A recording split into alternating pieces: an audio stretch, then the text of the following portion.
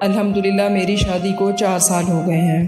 میں اپنی بیوی سے بہت پیار کرتا ہوں اور یہ پیار روز بروز بڑھتا جا رہا ہے۔ میری بیوی کی عادت ہے کہ میں جب بھی اس کو تنگ کرتا ہوں تو وہ بہت غصہ کرتی ہے۔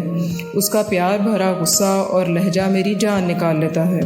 اس چیز کو دیکھتے ہوئے میں اپنی بیوی کو اکثر تنگ کرتا رہتا ہوں۔ تو آج بھی کچھ ایسا ہوا۔